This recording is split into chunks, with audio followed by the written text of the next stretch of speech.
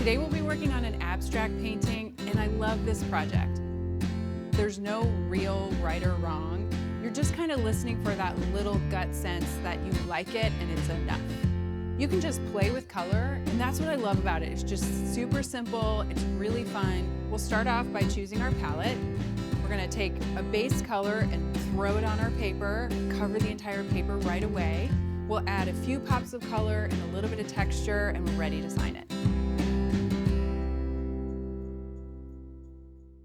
So one of the things I love about abstract painting is there's no real right or wrong. There's really no rules. You can just play with color and then decide when it's enough.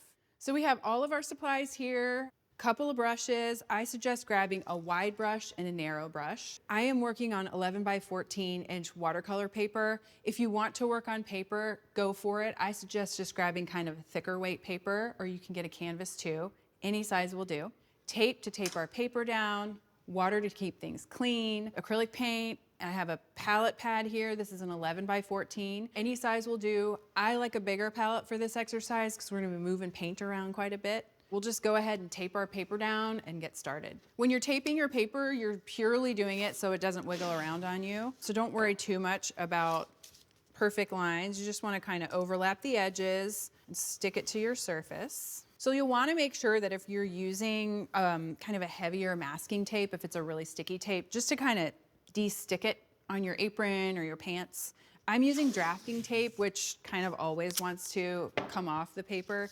That's a good way to go too, but if you use this, you'll really want to press it down. So once we have our paper tape down and we're ready to go, it's time to choose a palette. So when I'm looking at colors to create a base color, I want to grab one color that's close to what I want, and then a few colors that can kind of soften that color and maybe add just a little bit to it. So I'm grabbing this. I know this guy's going to be kind of like the star of the show. He's going to be the base, the overarching color. And then I'm just gonna grab white and pink because I kind of like the idea that those colors will just marry and mingle and soften this one. If you're following along with me today and you want to stick closely to what I'm doing, I want you to look for kind of a warm yellow color. Grab a white, you can get this anywhere. And then if you have a pink available to you, that'll be nice in the mix too, but you really don't need it. I'm definitely looking for kind of a soft ochre color, so these two are really gonna do the trick for me. So now that I have my base colors chosen, I want to look for a few colors that I think play nicely with these colors. But essentially you just want to imagine any of these colors kind of jumping off of this base and just see if you like that idea. So I know I'm kind of into this crazy, wild sort of turquoise color right now. So I know I want him in the mix. So he'll be one of my pop colors. This Prussian blue is also really vibrant, and it's almost like a darker form of this aqua kind of color. So I'm gonna add him in. I think I'll add a little bit of this sienna color too. This guy is kind of a wild card, and I like that kind of earthy pop. Now again, I want you to remember there is no wrong pop color. There is no wrong base color. This is you learning and remembering, oh, what do I like? Do I like this color with this color? You just want to try to pair colors that are dark for your pops with lighter backgrounds and vice versa. That will set you up for a painting that really has some dynamic to it. Now it's time to get everything ready to paint. So we're just gonna get a healthy amount of our base colors. You'll probably use a lot, so don't stress out. Just go ahead, get a bunch of it on your palette.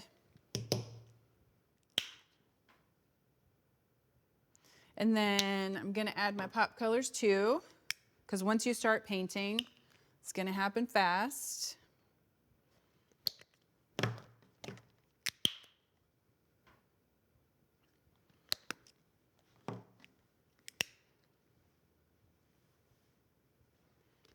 So grab your water. You want to start with your thicker brush. And if you're working on paper, I want you to grab a little bit of water on your thick brush, tap it off, and just kind of sweep it all the way over the paper so that your first kind of pass with your paint goes on really fast. Now I want you to grab a little bit of that ochre and some white, mix them up. Add some water. We want this to be really fast. We want to cover this whole paper quickly. And then I just want you to sweep that color all the way around. And I'm not going for a perfect, like the look of a painted wall. I love that there's already some brush strokes happening. I'm just gonna grab a little bit of that straight ochre color and add a few kind of darkened patches. This is still all the base color. What I want you to do is cover the entire paper or canvas in one kind of tone of your base, and then add two little kind of dark patches. So they can be anywhere you want, high and low, both in one side. If you have any additional colors for your base, now that it's all wet, you can just kind of mix those on in, and you'll start to build up this beautiful sense of texture even within this first base coat. So I'm just kind of adding little bits of pink here and there. I'm not letting that color really say too much. I'm just letting it be like a discovery. But overall, you want the entire paper or canvas to be one general color. I've added a couple of little dark patches, a little bit of texture with the pink, and we're pretty much done with our base color at this point. So once we've got everything covered, and while things are still a little bit wet, I'm gonna switch to my smaller brush. And by switching to a smaller brush, at this point, you're gonna already kind of get this beautiful play with the big wide brush strokes and the little tiny ones. So I'm just gonna grab a little bit of my dark pop color, and I'm having fun with it. I'm mixing the two together to create something new. But just grab one of your pop colors, and then what I like to do, dip it in water so it moves smoothly, is just to start to kind of hide those colors in sort of the dark area. And what I'm doing now is I'm just looking for the way that the paint naturally is moving already, kind of by accident on my paper, and I'm just kind of following along with that. And this is when you want to start listening to that little voice in your head that says, oh yeah, I like those colors together. Or nah, I don't know, I'm not sure. Maybe I'll switch to another one. So go with your gut and enjoy it. So I'm just kind of taking that pop color and I'm almost like hiding it in different areas. I don't want to add a ton of this color. I want to keep it the pop. He gets to be the guy that comes on scene for just a minute and he's really funny and then he leaves. That's what we want this to be. We want to let that color shine by only using it in a few areas. I'm gonna grab a little bit of a lighter version of it and start to kind of tap that in a little bit here and there. And another thing I like to do to add texture is to take the end of my brush and just kind of scrape around a little bit.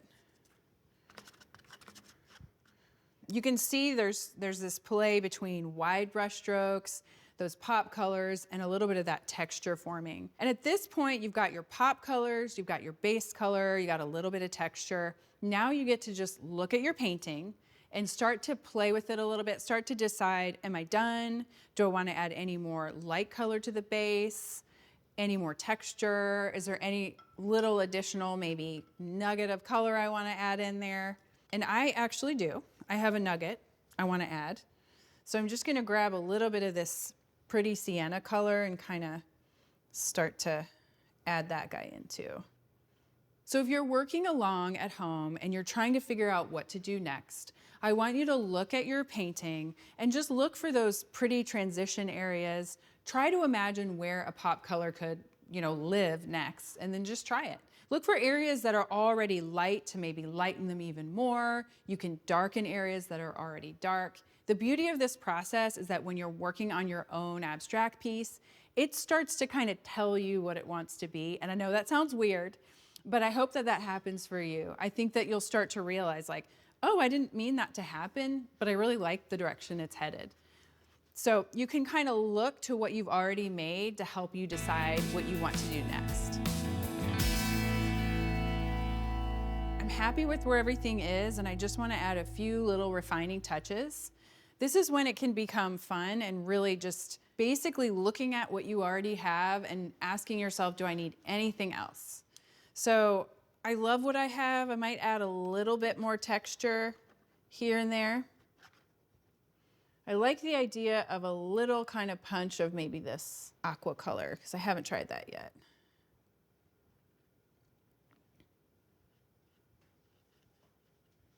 I think that that's it.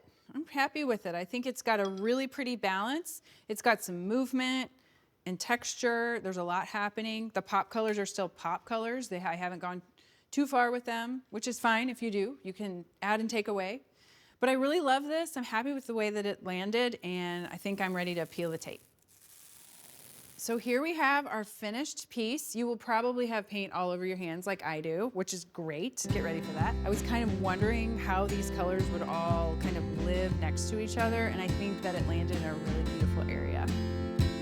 So you're done. You've learned how to choose your palette, block in your base color, and add those pops of color and little bits of texture. I hope that you love it. I hope that you've enjoyed it. This project is really about just painting therapy, enjoying color.